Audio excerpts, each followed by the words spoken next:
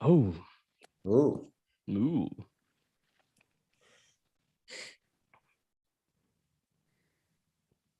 Sure. Cool. Good evening, everybody. It's a little past 8 p.m. It's Monday, the 18th of October. My name is Kamohelo Mbata, popularly known as Kamza. But I've told the team that we're putting it away because I'm grown up now, and you will call me by my full name, Kelvin Sosibo. Eh? Isn't that right? Welcome to the show. And welcome to John T. Mark as well, joining us tonight. John T, you look like, because I knew that the new Halloween movie came out, you look like you are in the scene of the Halloween movie, and someone's going to come and sneak up on you from behind. Welcome to the light, sitting in the darkness. If they do, then I hope, someone calls the police. No, brother, content. Well, if it's I suppose everything's entertainment these days, so yeah. But I'm hopeful that that won't happen. But I blame the MacBook Air and its terrible camera. Okay, there we go. We're not going to blame load shedding, guys, which is what we can blame for last week. And then now this week, we're just isolating. So we're going to get back into the studio situation as soon as everybody's been given the thumbs up. And then we can resume in that vein. So much to touch on as far as what's been happening as far with our teams locally who have been in action, obviously, on the continent this weekend, some of them, and the others taking part in their league games. So let's go to the beginning of it all and then, get the show on the road and reflect now on one of the results from CAF action. That saw Mamelodi Sundowns draw 2-2 away in the DRC. I saw like some terrible highlights of this game in terms of just like the picture quality. But essentially, obviously some will say on the road, getting a point is not a bad result. But I think what's interesting for me, Calvin, is that, after the game, through an interpreter, Rudani Mokwena was asked, what's happened to the dominant Sundowns? Where was that today? And he was saying, well, mate, we are away. We were able to score. Both goals that we conceded were against the run of play. And so he reckons that, we'll be strong back in Joburg. Is that something you agree with? Yeah, I agree. It's I think it's a plus when you score away goals on this competition because it gives you an edge. So for them to go there and start bossing or being like the team that they are playing at home, it puts them at danger. But now, if you're gonna play cautiously and you still create chances and you're able to score two goals, I think credit needs to go to them. It's not about them; it's about the team that was worried about Sundowns, how they would actually set up their lineup. So in the way that they played, it was good. They played more passively. They were aware they didn't want to concede as much as they scored first. So it was a sign. If they would get those goals, if it ended 2-0, at least they got an edge. But at this point, still they scored 2 goals, conceded 2 goals, which is the game now. It's more like on level terms, because if the same team comes home and then they sneak in a goal, then it changes the whole game. So I think when I saw the game as well, it wasn't the most appetizing game to watch because it was more of cautious. The team that was playing at home tried to put Sundowns under pressure, using the advantage that they're playing at home as well. But I think Sundowns came out tops on this one by creating goals. We still saw the Shaolile being highly, highly isolated in this game, with Sundowns trying to play a low block and not trying to attack as much as possible because they are aware that they are playing away from home. Okay, and I mean, John T, obviously, coming home, Sundowns will likely have a lot more weapons available to them. But another thing that's come out of all this is just how they don't think as a club, their players and maybe players from other clubs are being treated very well when they go for national duty, as far as the conditioning, as far as the loading is concerned. A lot of like niggles from players coming back and obviously not being in good shape or good enough shape to help out the cause effectively for Sundowns. What's your take on that? And does he have a point in that they do kind of have to have an open door policy, open book policy, the national team, around what their methods are and what they, prescribe for the players during camp? Yeah, I mean, if there isn't good communication between SAFA doctors and the Sundowns doctors on what's going on with the players, I mean, Rilani's entitled to say that he doesn't feel like that what I saw of his quotes, that he doesn't feel like the communication's very good, and he feels like basically his players have come back injured and he can't use most of them, or some of them. The ones that, I think was it Rasheen didn't play, and there was a couple of others. But I mean, my main thing is that if you can go back here, there's a spat developing that's very unsavory between Hugo Broos and Pirates and Sundowns at the moment. I mean, obviously, Bruce wasn't allowed in for whatever reason to the Pirates Sundowns game at Orlando Stadium. Well, that wasn't him, right? That was, I think, one of these technical. One of his assistants. But I mean, yeah. So I think probably the security guard was like, "You're not Hugo Bruce. You're not coming in here." I don't know who you are, but it may have been Sedomir Yanevsky, the assistant. But either way, they weren't allowed into that. Then there was a situation with Kutumela coming and Tabiso Kutumela coming to camp and having had a vaccine, and Bruce was angry about that. I mean, I could see his point. Luckily, Kutumela didn't have any after effects from the vaccine and was fine. But it just, I mean, while Bafana are winning games and it's fantastic and they're top of the group in World Cup qualifying, it just seems like Bruce is rubbing too many clubs up the wrong way, particularly Pirates and Sundowns. And some of this feels like, he kind of, it does feel a little bit like, oh, well, we're going to have a go at him because he kind of had a go at us for our treatment of Kutumela. And now it's just a bit like childish on some level. I'm not sure if Rulani Mokoena, as much as I can understand, that his players aren't fit and they're upset about it, if it's really worth, raising this in the media and making a big deal out of it. And if you do feel that Safa's doctors are doing something wrong, take it up with Safa on one level.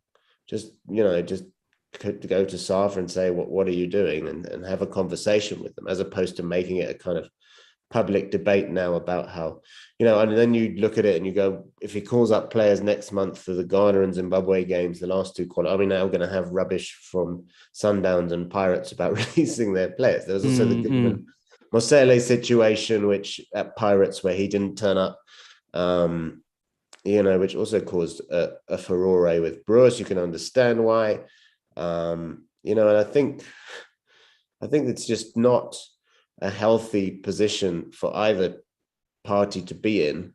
But they're the two of the biggest clubs in the country. They provide a decent amount of Bafana players. There shouldn't be this kind of tension, especially at a time when the national team is doing so well and is top of the group, is ahead of Ghana, has a chance of making the playoffs, which I don't think anyone really thought was possible when they started this campaign. Bruce has earned a lot of praise for the way he's introduced young players into the team, and the way he's used mainly a PSL based squad and got the results when other people were calling up overseas based players and weren't getting the results. And it was it's shone a good light on him, if you like. But yeah, it does seem like he's rubbing some people up the wrong way, and they are very vocal about their feelings, especially Rilani. Especially Rilani with regard to these players. And if they did come back injured, you'll never, I mean, essentially, are you saying that they're not giving them the right training programs? Are you saying that it's their fault that they came back injured, or did they just get injured because they were on international duty training and they got injured? I mean, it's hard to really know, who's kind of, we'll never know who actually is telling the truth, if you like, or who's responsible for this. My feeling is it's an unhealthy situation, and it's a club v country row that's going on that's not healthy. No, for sure. So, Kevin, I want to know from you, as far as the players are concerned, where does that put a player who's, obviously proud to don the jersey, but obviously most times of the year is contracted to his club? Have you ever been in that situation where you do go to a national team setup and, it's one of those where you don't understand the training methods, or you think it's a bit hard, or, you know what I mean? What's been the approach in those kind of surroundings? Because I can't imagine that there's too much that with the little time that they have with you at national team level to do as far as training and loading is concerned?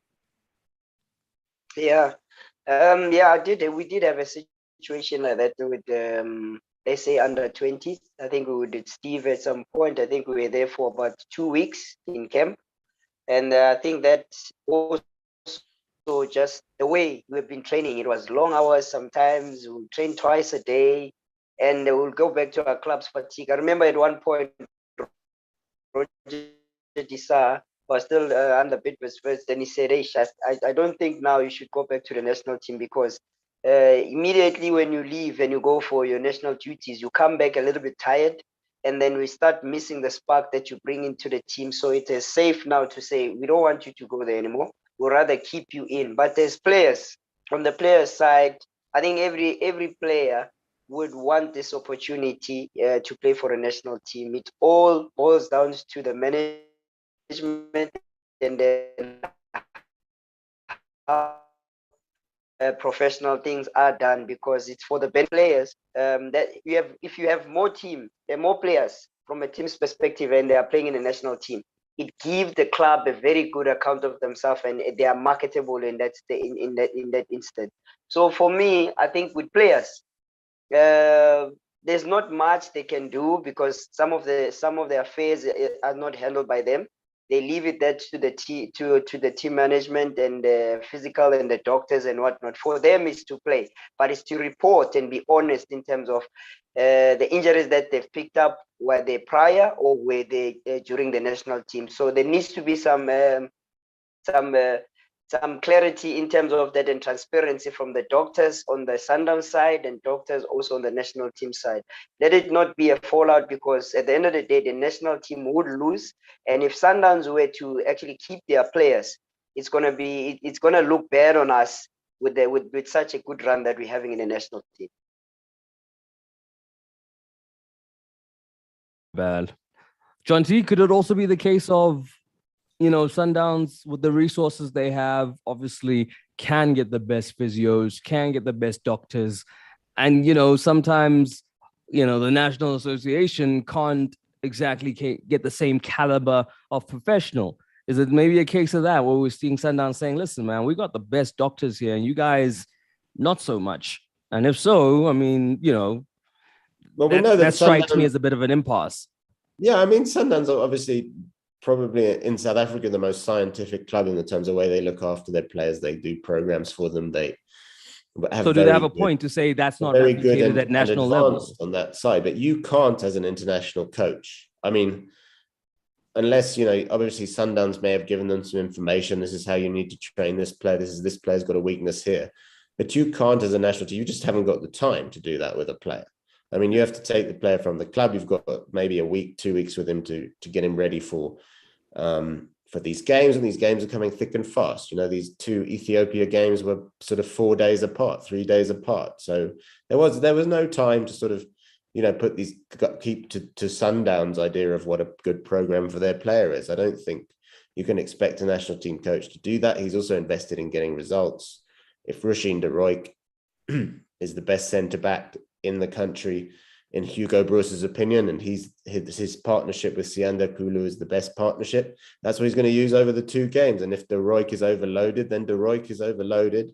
And Broos will, I'm not putting words in his mouth, but if I was Broos, I'd be saying, well, we won both games. So, I got the results I need. It's not my problem if your player comes back with a bit of fatigue or whatever it is. Wow. I don't think... I don't think that's going to make it easy for them to get them out the next time, right? I think, well, excuses, if it's a World Cup, if it's a World Cup qualifier, you haven't really got a choice. I mean, you can claim that the player's injured, but then that's what I'm saying. It's going to get into those all sorts of muddied water, and the association can go to FIFA, and you can literally stop the player playing in the next couple of league games, as far as I know, if you don't release him. So I don't think you can get yourself in that. I think the best thing for both parties, and Bruce has said he wanted to meet with all the coaches and he wasn't allowed to. This was some time ago. He said initially he did and it was blocked or something. So I think he needs to maybe open lines of communication with the coaches, with Rulani and his team, with Fadlu David, Mandel and Sikazi and the rest of the Pirates technical team, with Stuart Baxter at Chiefs. I mean, Baxter's been a Bafana coach. He'll know all about this.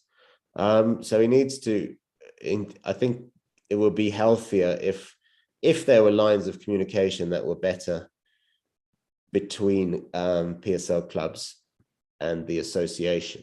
I think there's historical differences, to put it in the polite way, between SAFA and the PSL that obstruct some of these more things that seem quite simple to us, and sometimes it gets in the way, these historical kind of problems that the two have had with each other.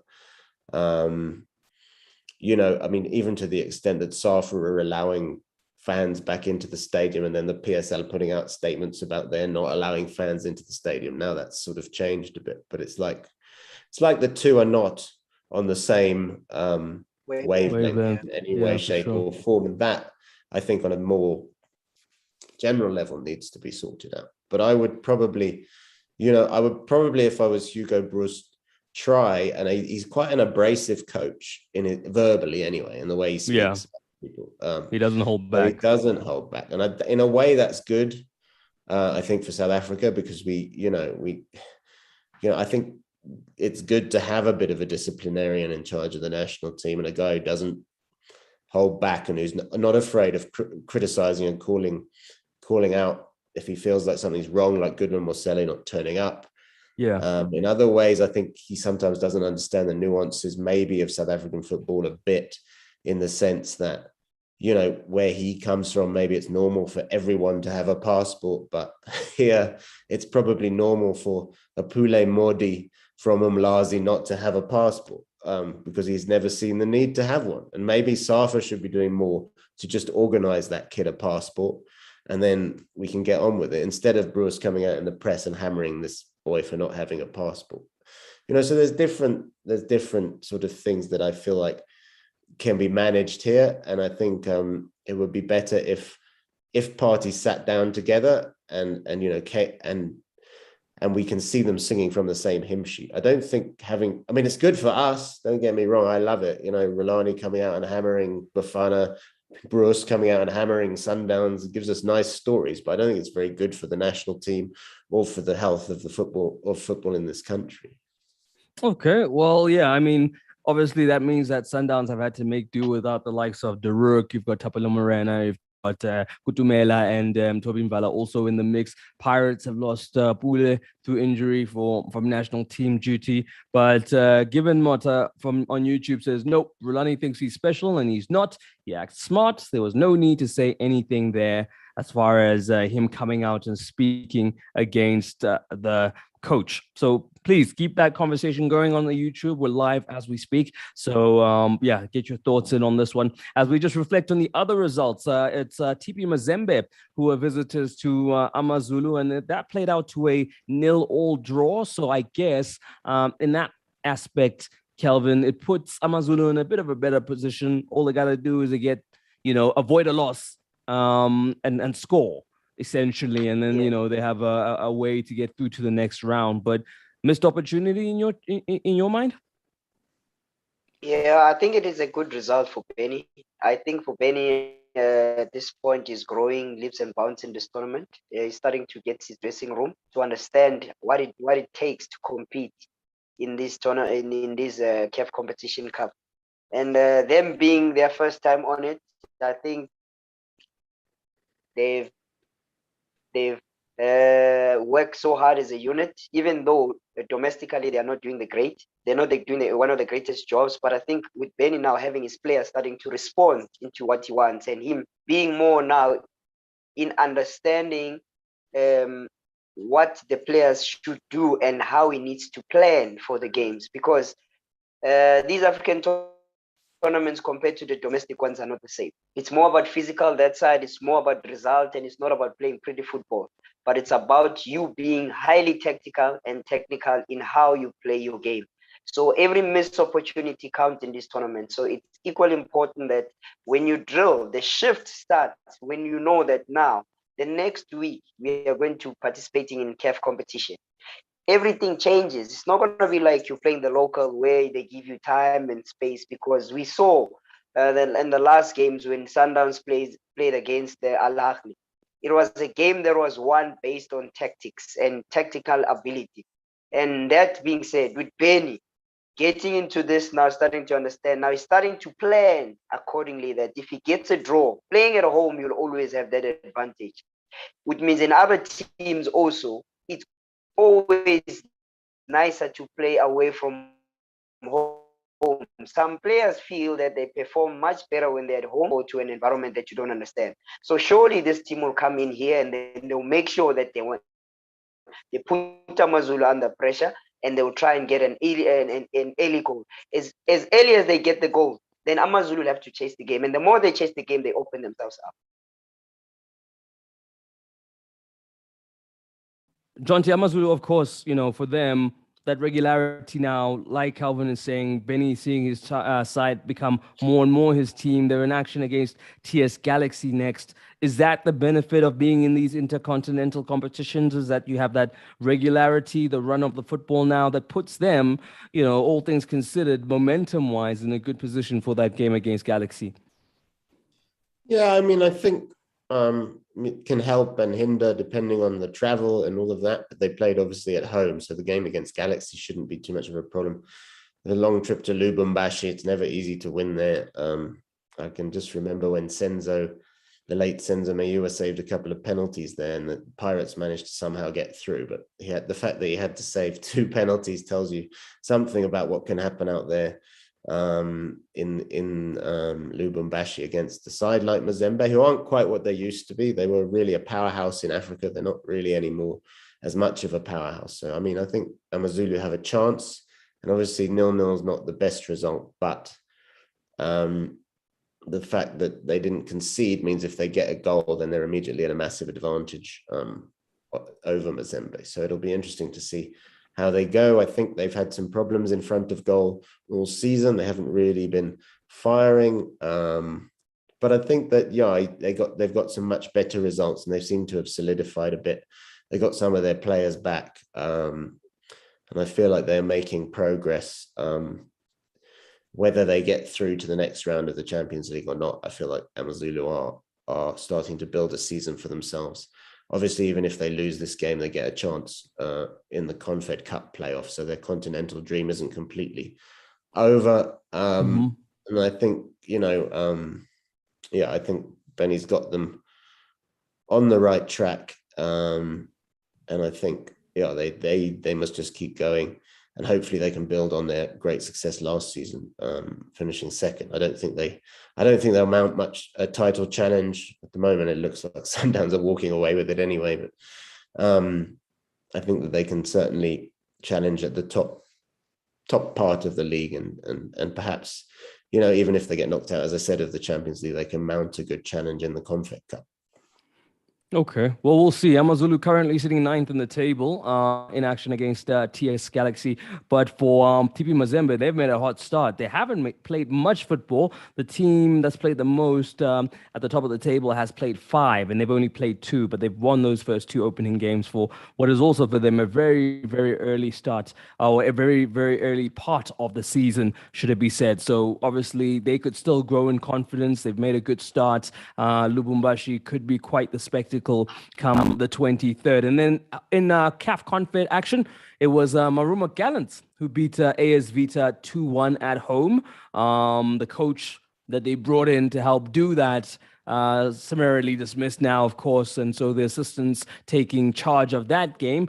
But AS Vita now with a away goal for their troubles, and then Diables Noirs playing out to a 0-0 draw against Orlando Pirates in that situation as well there. So that's the roundup as far as CAF action is concerned. Maybe on the Pirates side, another opportunity for them as far as the technical team is concerned, John T, to cement a case for them to continue with this project.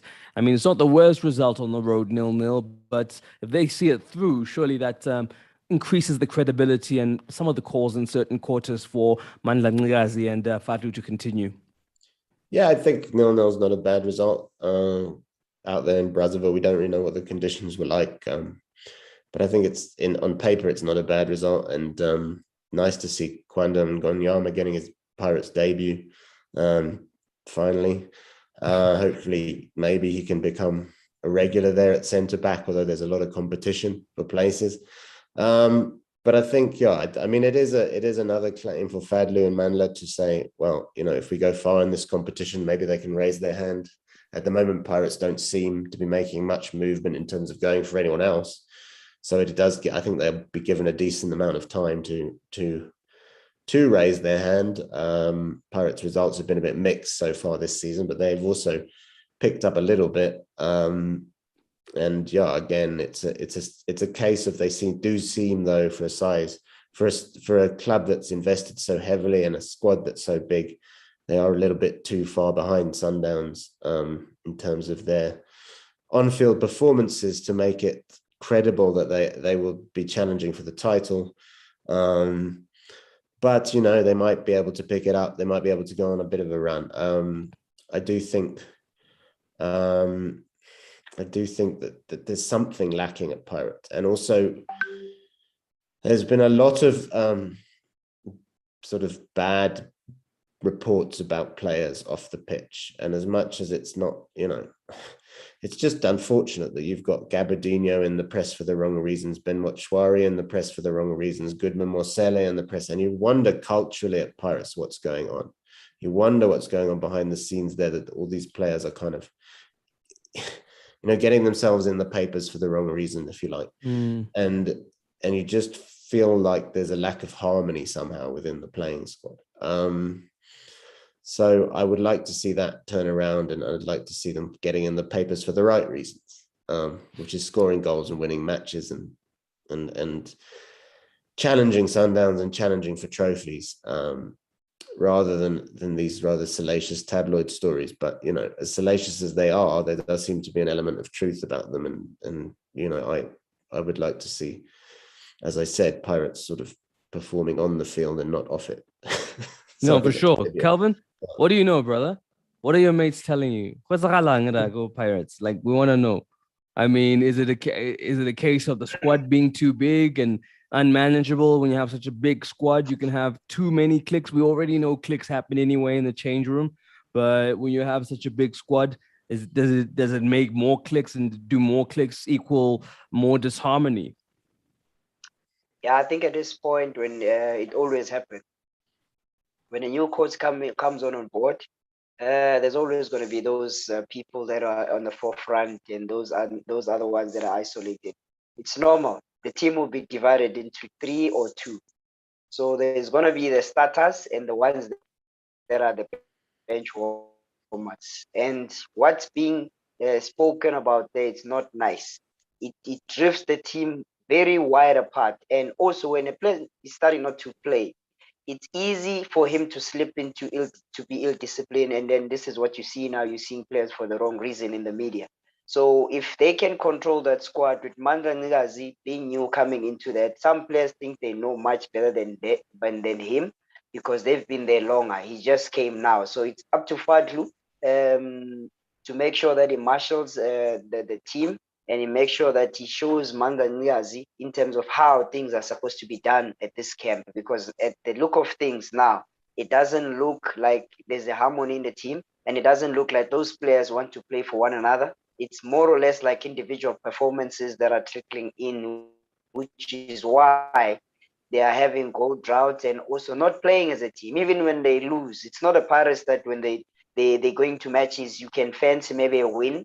It's always about what are they going to do. You are cutting off. The players need to take their game to the next gear and understand that they are playing for a very, very, very biggest club in the country, and then they should represent the badge without their pride, with their pride. But their pride as individual does not work, because many teams are watching. After you leave Pirates and you still carry the same attitude, and you are known in the media space that this is how ill-disciplined you are, no team is going to try and sign you. The same that they are having now. I like what is happening at the SuperSport United with Stan trying to help Gabuza to stay away more, to stay away from the media and focus on his game. And his game has grown since they've spoken to him. And we can see now the good side of Kabuza is starting to show up.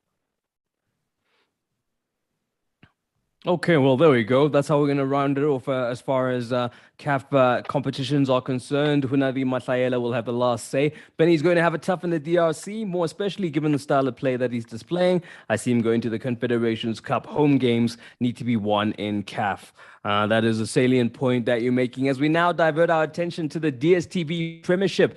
And of course, one of the big results of the weekend was the one that saw Kaizer Chiefs really dispatch of Chippa United convincingly in the end. I think if it wasn't 4 goals, John T, there'd been much talk about that second one being offside. There would have been a bit more kind of denouncement of the the Stuart Baxter appointment. But this, I don't know, it's weird because you have a player like Kama was on international duty. He comes back looking inspired. Then obviously the players who stayed behind, like Keegan Dolly, look to have also benefited from the time to maybe get their freshness and fitness up to spec. So I don't know. It's looking rather positive for Chiefs, even though Chippa didn't really play that badly. I mean, they created 14 opportunities, 7 on target, but didn't score anything. And I think there's, we'll discuss a certain player that the coach kind of, try to hint at their performance not being up to scratch. But what did you make of that encounter? Yeah, I mean, obviously it's a great win for Chiefs in the sense of, they needed to break that run they were on. Stuart Baxter came out fighting in his press conference before the game and saying, he's been the only coach to win a trophy at Chiefs in 8 years, and people are still saying he's under pressure. And, I mean, I think there's been a lot of criticism, but that's the way it is these days, especially on social media where you get hammered, and especially at a club like Chiefs where you're under the microscope all the time because the fans, there's loads of them and they want success. So I think obviously, yeah, like you say, Biliak scoring, Dolly scoring a couple of goals, even Lazarus Kambole coming off the bench there and getting a goal, a rare goal is good for Chiefs because they haven't been firing in front of goal. Baxter, sort of said as soon as they do, they'll start getting better. And I do think that, Gavin Hunt was after the game sort of saying, we had our chances, and it's true, but if you lose 4-0, there's a reason you've lost 4-0. And I think... Well, he seems to think that the reason was Sekotlong. I mean, well, the coach... I'm not sure. I mean, Akpeyi also made a couple of good saves. I mean, Daniel Akpeyi was has certainly cemented his place as Chiefs #1 at the moment. It's interesting because they started the season with 4 #1 goalkeepers, but now it looks like Akpeyi is very much the man. And I think it's a mark of his character because he gets criticized a lot at Akpeyi, but he always comes back and is often the man. He was Middendorp's man when they challenged for the title. He now seems to be Baxter's, so I think it's credit to him. I think it's harsh when you pick out a player like that, for criticism. Obviously, we didn't have his best game, but overall, he wasn't responsible for the defense falling apart. And Hunt did admit that they were defensively weak, and they made some errors, and Chiefs capitalized. And yeah, I mean, Dolly's a quality player. As soon as he was fully fit, he was likely to have a big impact on this league because he's a top class player. And Biliak's the same. If Biliak can actually get going, I don't think he's ever really got going at Chiefs. If he can, he can set the league alight as well. I think Chiefs have a potentially, especially with all the new signings, and Orbo seems to be settling in a bit in defense. With all the new players they've brought in there, they should be up there. They shouldn't be down anywhere near the bottom. They should be up there challenging Sundowns a little bit. I don't think they'll, again, I just think Sundowns will run away with the title, but they should be somewhere higher up the table, and they should be putting, well, not 4, but they should be beating Chippa, and they should be beating most of the other teams in the league with the squad they've got. So I'm not, I think it's a great result for Chiefs, but they now need to do something more consistent. They need to put some results together. It's no good just winning one match and then going back into another run of whatever.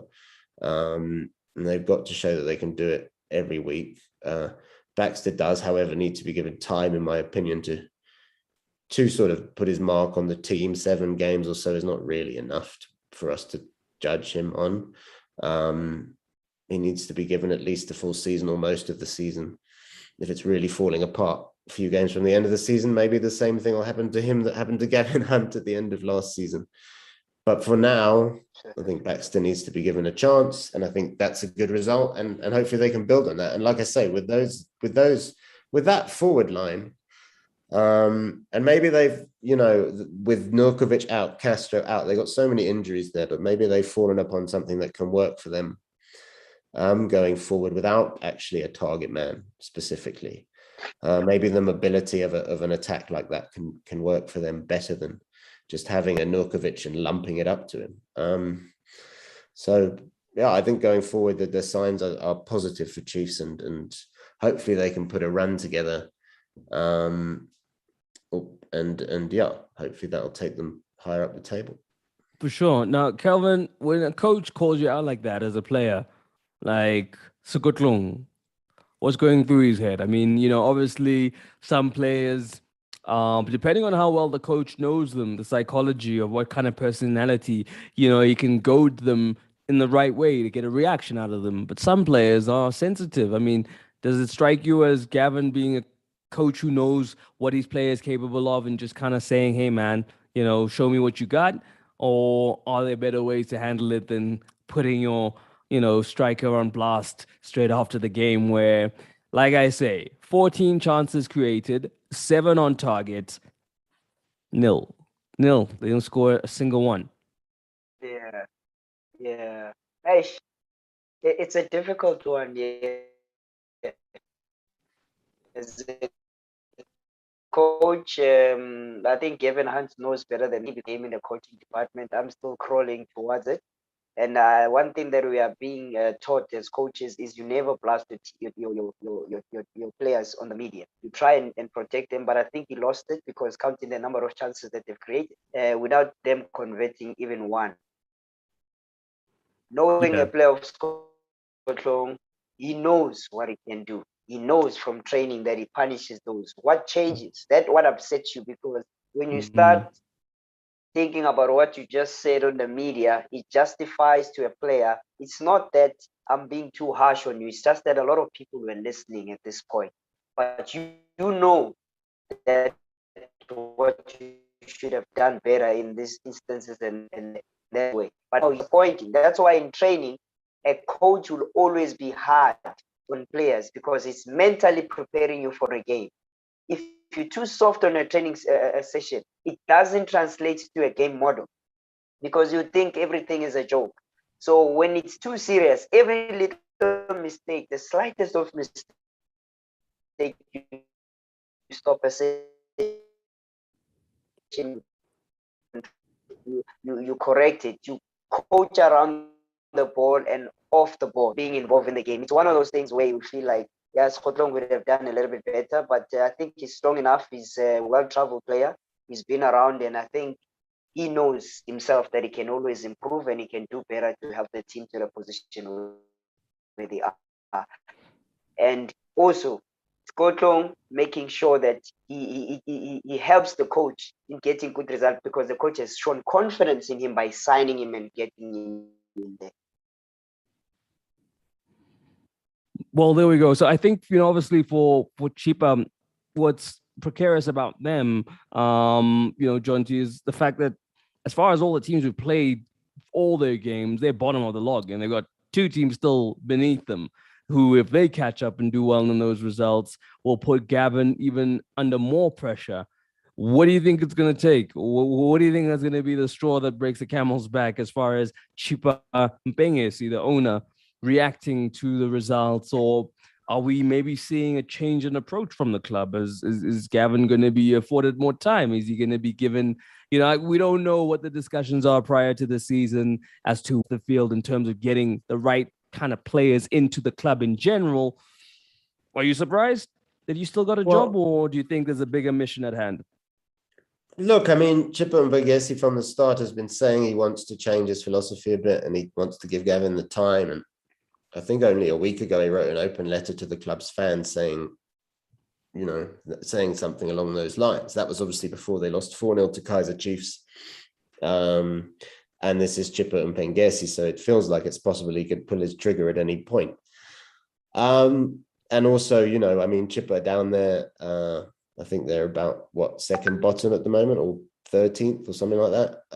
They're down there somewhere, and that's not a place you want to be. Last season they finished 15th. They had to survive through the playoffs. I don't think they want to do that again. So there comes a time when, it's not improving and you have to make a decision. I don't think that this is that time. Gavin Hunt also said, I think, after the game, yesterday or on the weekend, that he wants to, he definitely thinks he even thinks he can win the title with Chippa. He just needs time. But time is not necessarily something that he'll get if it's going badly. I mean, clubs can't really afford relegation. It's not a thing that anyone wants, obviously. And if it's looking dangerous for Chippa, you might see a different reaction. I think for now it's okay, but he needs to start getting results. And it's 1 win in 7 league games. So he's obviously under pressure. I don't know. Because, I was doing something today. The guys, if you look at Chiefs last season, he won 1 of his first 9 league matches. This season, he's won 1 of his first 7 with Chippa. If you go over the last couple of seasons, I think he's won like 7 out of 35 matches. It's not pretty. And at some point, you have to say, has Gavin Hunt lost his mojo a bit? Winning 3 league goes from those lofty with days, John T. At SuperSport. Bidvest. We had the resources of a Brian Joffe. He goes to Chiefs. He can't sign anyone. Then he goes to Chippa, where they're like, no, there's not really a budget here. You just gotta find who you find, man. They've brought in some players, but they haven't. I think they're a team that, on paper, shouldn't be fighting relegation. They should be somewhere around the top 8. But I do think that it's hard. It's not a good record. I think there's a fair criticism from last season to say about Gavin Hunt that while he did have a transfer ban, he still had a squad of players, of decent players that should not have been just above the relegation zone when he was sacked. I think that's fair, even though even with the added burden of playing in the Champions League and going to the semis. And that's the one, for me, reaching the Champions League semis was great, but it's the one thing that probably kept him in his job for longer than otherwise he might have been in there, because of the awful results they were getting domestically. So I do think that he needs to find a way to start winning football matches again, because that's ultimately what it's all about. And I think, he'll understand that better than anyone else. Ultimately it's a game where for coaches, for a lot of coaches, the only certainty is that you will get sacked at some point. But I hope that Chippa give him time. I just don't think if it carries on like this, they can, or they will. Okay. 7 games, 1 win. That's almost a quarter of the way through the season, 1 win. It's not. No, that's not going to happen. There's no way Chippa's going to give him a chance. The next loss is gone. The thing is, though, Calvin, do you think maybe Chippa gets to a point where he realizes that he can't do the chopping and the changing, because he's brought in players that are for what this coach is trying to do, and barring relegation, surely you let the coach get on with the job. And relegation, maybe the only thing that kind of makes him go the way of getting rid of Gavin. But what happens to trusting the process and letting the coach, embed his ways? And as far as only 1 in 7, is 7 games enough to embed your ways? And yes, you had a preseason, but maybe he just needs more time. Is there an argument for that? Yeah, I think first of all, what you should look at comes firstly, Chippa need to still have to identify their philosophy, how they play. Because now, as a result, changing of coaches that bring different philosophy in the team is not going to help them any better. So him always firing coaches or not, maybe coaches trying to apply their philosophy and then go above what Chippa wants them to play like. Because each and every coach, when he gets to Chippa, it's all about survival. Tomorrow, you will get there with your bags packed. You never offload your bags because you know you want to leave.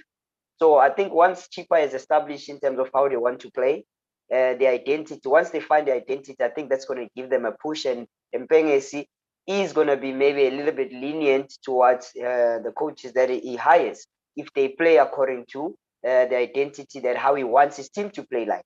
But at this point, it's like a coach comes in with his own beliefs. It's about him that he must get the results. How the team plays doesn't matter. All that matter is you must win. Because when they start doing well, then now you need to start pinpointing. This is when you're playing against Chippa.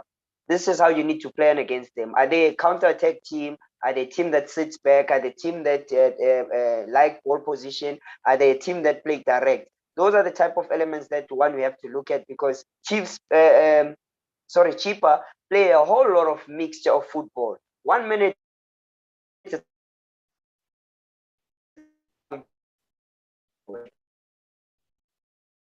from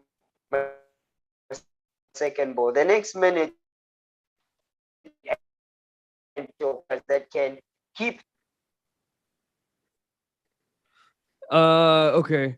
Oh, I got most of that, Calvin. Your signal was a bit bad. I don't know if you've got one of those long wire routers because people complain a lot about that service, but you were chopping up a little bit there. Yeah, so I don't know if you're making it rain or what. Can you hear me now? I can hear you clearly. Yeah. So if I'm understanding you correctly, are you saying that as far as Gavin's philosophy is concerned, because that is not the same as the clubs, that you're never gonna have this marriage? There's no mandate being carried out saying that I like the style of football from my club, from the chairman, and so the coaches who come in just end up all doing their own thing. Yes, that's correct. That's what I'm saying, Kamza. Once Chippa start having an identity and how they play, how they attack, how they build up, how they consolidate when they are leading, how they manage their games, I think that gives coaches also knowing that if I'm a coach today, I'm hired by Chiefs, I know exactly what to do. And then I know that's the team that wants to keep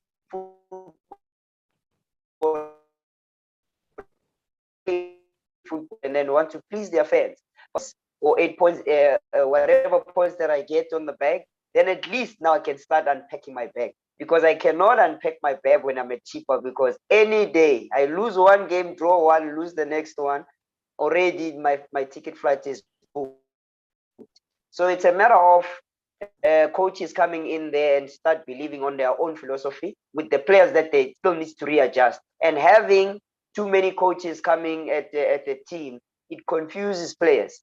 One coach, which was then they tried to play football, then comes another coach that plays direct football. It's a whole different game because the dynamics changes altogether. That's an interesting point because Brandon Trutter in his post-match was saying that, I don't choose the formation. The players choose the formation. It's what I have, the tools that I have. And sometimes maybe you do have coaches who suffer from trying to fit a square into a circle and then things don't pan out. Before we move on from this game, Lazarus Kambole got on the score sheet, John T. I mean, that doesn't happen often, twice to be exact. Do they now remove him from the transfer list? I mean, I was insisting on asking this question. I'm thinking, man, the guy scored one goal. If it was a hat trick, maybe, but it was one goal. No, I mean, if he can offer something more regularly, then maybe they can take him off the transfer list. Not on the basis of that goal when you're already 3-0 up and the game's done. And then he comes on and scores a goal. I mean, it was a perfectly well taken goal, but it wasn't. I think it wasn't a winning goal. You're right. There's a decent argument that he hasn't been given enough of a chance at Chiefs by anyone. But I don't think on the basis of that goal they can take him off the transfer list just yet. But it could be that. Does he start the next game then? No. Because your team were 3-0 up without him. Why would you start him in the next game? Oh man. Okay. He's used as an impact sub. I think maybe he can have a chance in a few of the. I don't know, but they're playing SuperSport next. I don't think you can start that game. SuperSport are in very good form. They're going to cause a problem for Chiefs. So on Sunday, but I think that I would keep him on the bench, keep bringing him on if he keeps performing. Yeah, he can have a role. He can maybe get himself a starting role.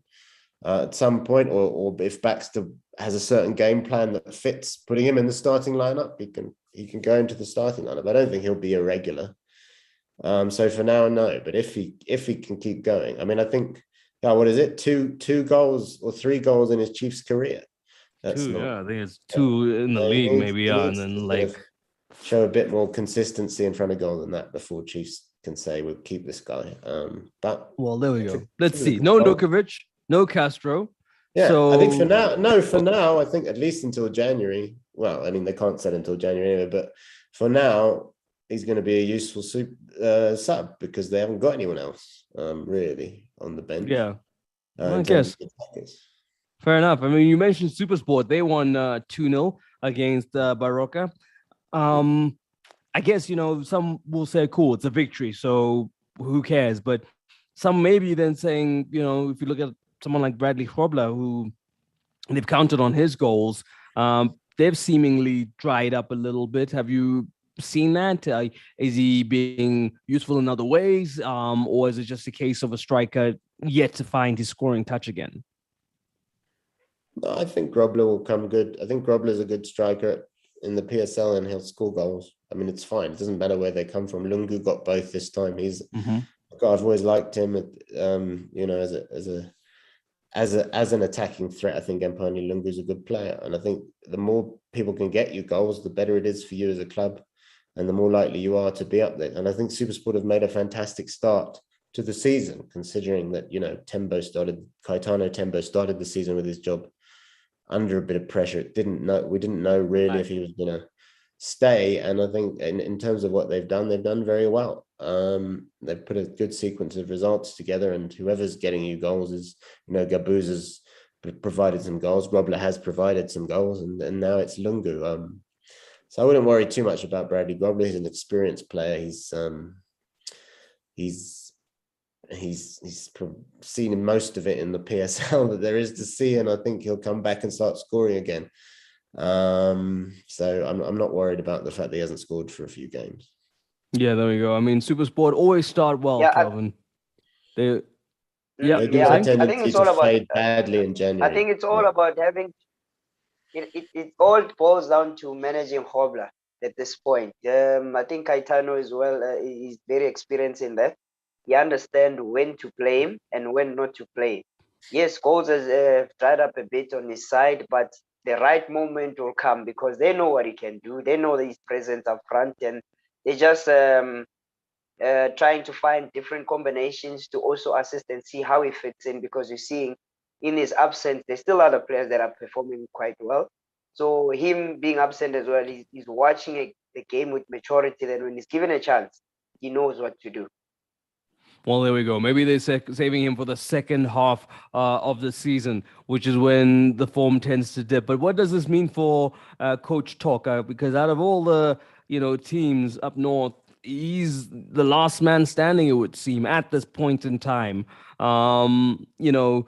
He's been trusted with the job. Most times he finds a way to work himself out of these situations, but it's not an easy test, Kelvin, when the next team up is an informed SuperSport United. Yeah, playing against SuperSport at this current with their current form is very worrying for most teams.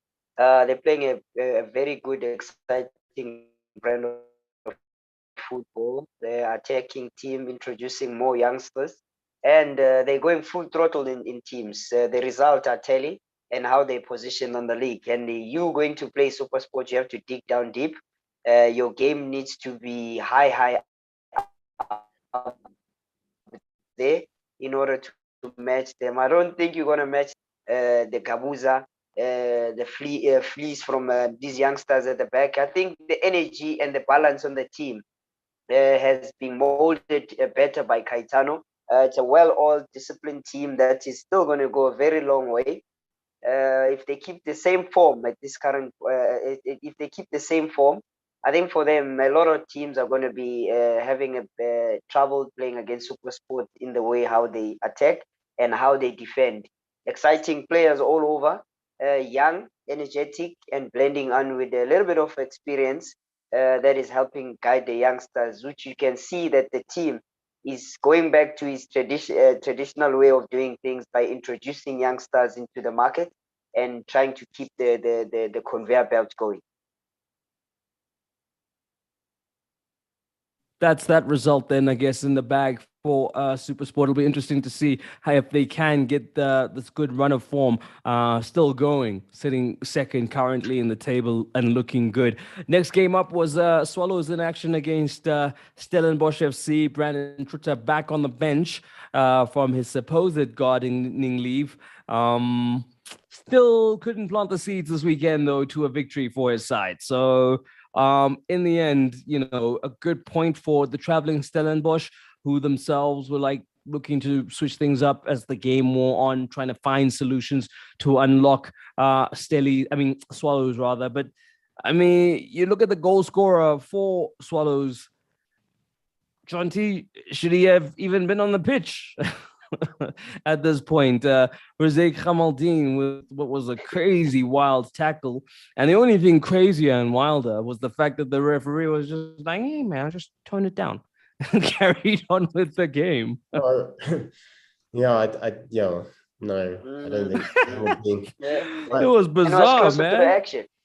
I mean, for me, like maybe the tackle is emblematic of the way Swallows has been handled this season, because it's just been a shambles at the top. I mean, what were they doing?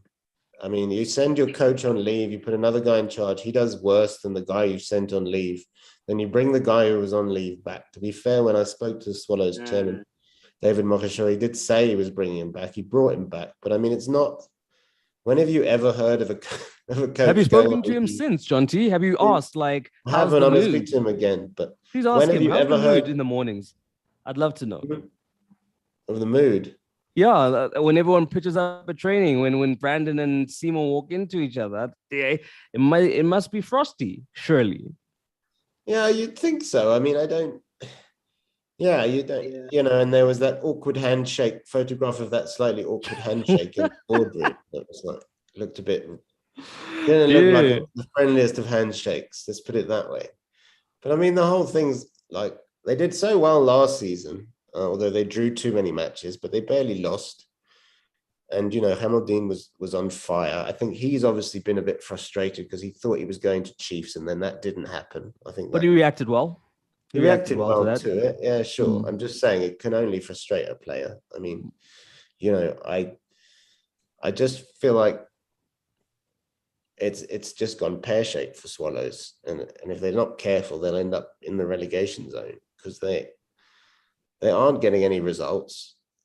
They've done this bizarre thing. I mean, like I said, when have you ever heard of a coach going on leave a few games into a season? Like, it doesn't make any sense. Yeah. And that's the thing I don't understand, John. I really think someone needs to hold the chairman's feet to the fire here, because they like to play this whole thing of like, oh no, we're just, trying to run the club as best as we can.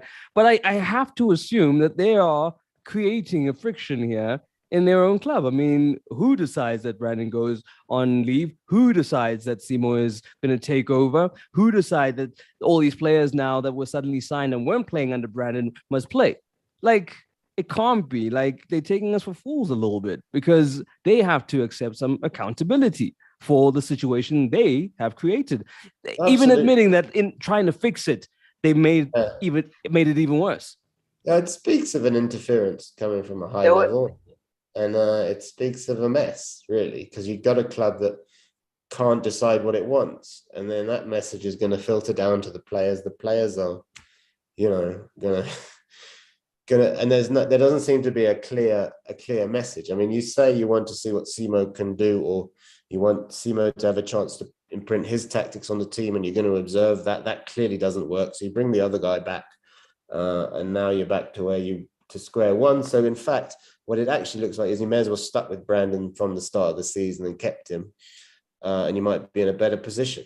But right now, I mean, he's coming back. He can't be 100% secure in what's going on. He must know that, if something goes wrong, they're gonna dump me again. Yeah. Kelvin, you're about to say something. Yeah.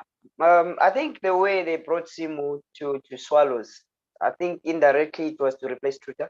The way it look like, because how it's panning out now. And then the coach that you just walked in to assist the head coach immediately takes in the team and then immediately says he wants to change things around. What are you trying to change? Because there's a model already that is in motion. What are you trying to change? So, which means these people are not seeing eye to eye. And it means that Simo was given a different mandate and did not follow the head coach mandate, even though I may be called into a team. Firstly, if I'm called in as an assistant, I have to respect my head coach. That's the first rule. You respect your head coach. But if you're given a mandate at the office that we're going to give you this opportunity, we're going to lay our head coach off, we're going to give him a leave. If you do well, chances are, if Simo Dlala in these games that he was given, and he won all those games that he was given, chances are Truta would have not returned to his position. That's it. It looks evident enough that if Simo did well, it was an easy way out to say now we're letting go of Truta. So now, for me, I think this was just a plan just to replace Truta, and then they just immediately saw that, hey, this thing won't work. Let's bring this guy back to save us again.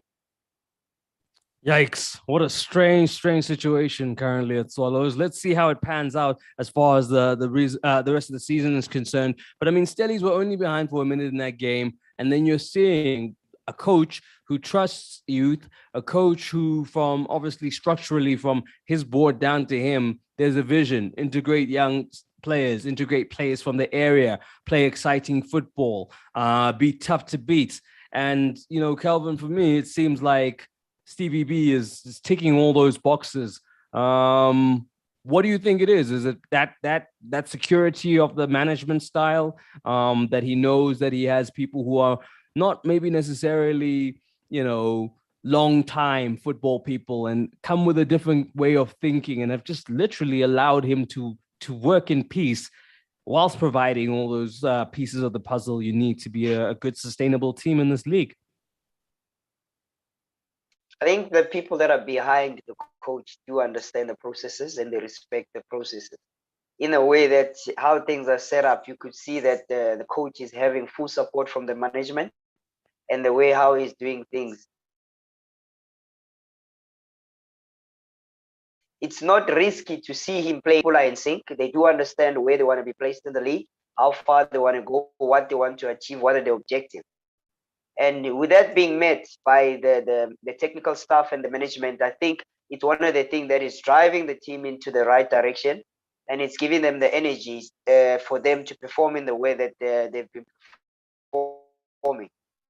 This is one team that is scoring. This is a team that is playing an exciting brand of football, energized team, a team that you can never rest when you play against them because you know they will always get one goal or so. They haven't lost. They have not lost games.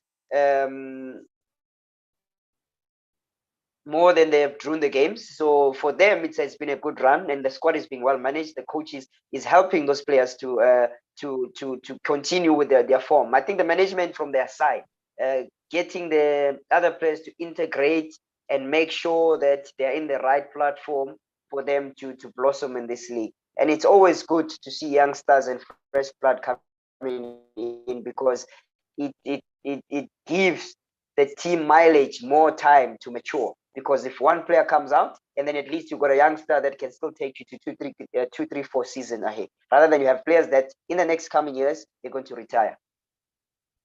Okay, well, there we go. As far as those results are concerned, that's a rundown of what's been happening in the league. Of course, other ones to look out for. Sekhukhune, they registered their first victory, beating Cape Town City. Sabatsa, the goalkeeper, was incredible in that game. Oizu scores in that one. He had not missed, but had an opportunity before. And then this one, I don't know how much of that was a play between the two players. It looked like the one was trying to take a shot, and then Oizu was like, it's going well wide, I'll just have at it. And then he was able to get on the score sheet. So 6 points after 6 games for Eric Tinkler. It's not the best of form, but he's in a cup final. So it makes him very hard to get rid of him because he's doing well. in some places, and he thinks at the weekend his boys put on a good fight, but couldn't get the result. Yeah. I think at this point you're starting to look at the periodization. What does it really mean? I think Eric Tinkler is good on tournaments because he knows 4-5 games, you're already in the final. That's easy than having to take the longer route where you have to play 30 games. I think he plays well. He knows the type of players that he needs to pick for tournaments, which players are on form, which players on peak, injuries wise, which players he can substitute, and which are the players that are good when it comes to tournaments. Because a player that is good on the league, maybe they might have a slow start in the league, but in a cup tournament, it's always you have to make your first mark quickly, and it must be visible. So I think with Eric Tinkler, to work with youngsters and also with a team that is highly technical, you will make sure that he puts the best squad. If he makes sure that he will always pull those results for himself, because I mean there's not a lot of games to play until you're in the final, compared to a league where you're still going to have injuries, you're also going to have breaks in between, restart from that. But this is one of the things that make Cape Town City to keep him on the coaching seat, because he's on the final. Well, there you go. Big ups there to Coach Mac, who got one over Eric Tinkler. And that's a good result there for Kukune. Okay, folks, we've been alluding to this announcement throughout the entire show and as far as on our social media. So, it's very simple. We want you to heed the call this summer with Front Runner and hashtag DSTV Prem. We're looking to get you kitted out in the colors of your favorite local team. So all you have to do is pay attention to @Front Sports, okay? Because the mechanic is very, very easy. You got to go and follow @BabizebonkeZA, okay? You take a screenshot, you tag them, and then you tweet it until we see it as well, okay? So just if you're worried about how much information to put on there, put as much as you want so that we can see who you are. But essentially, it's that easy. All you got to do is go follow @BabizebonkeZA. Take a screenshot, you tag him, and then you tweet it till we see it, and then we'll pick out a winner. Okay, so tune into Monday Night Football with myself, Gamombata, and the gang next week, and then we'll be letting you know who the first winner is of this awesome giveaway. So it's really that simple. Get on to social media, Twitter at this point, @BabizebonkeZA. Follow them, tag them, make sure that you include us. Hashtag DSTV Prem. Like I say, if you're worried and wondering how much information you must put, rather err on the side of caution and put more than less. Okay? It's that simple. So that's exciting. It's going to be happening for the next month that we'll be giving that away. So it means that there'll be more than one opportunity if you don't get to win this time around. Kelvin, if you won, what jersey would you want? Ooh, Sundowns. I go with the winners. You can see my colors today. As a we need to give you a real Sundowns top because that's the wrong sponsor. No, there's no sponsor here. This is just blank. There's no sponsor. So it's a good competition. We started late because Kelvin was changing his outfit. Anyway, carry on. I was trying to make sure that I push Sundowns on this. You can see my colors. They're Sundowns colors. I was saying it's a very exciting competition because one of the viewers that is following us on our channel could win the jersey of his favorite club on this channel. So they must make sure that they follow the right instruction. Okay, Kelvin. It's been raining the whole time you've been with us. Get inside. Thank you so much for your time tonight. It's been dope hanging out with you. Big ups to John T. Mark as well. He had to run, but also contributing to the robust discussion. Big ups to everybody on YouTube who's been watching along live with us. I hope you've had a great time. So yeah, remember, if you want to win, it's Kindi. Just a jersey of your favorite team. You know what you got to do, okay? @BabizebonkeZA, we're helping them find you so you can find each other and you can win some cool prizes whilst you're at it. For myself, Gamombata, and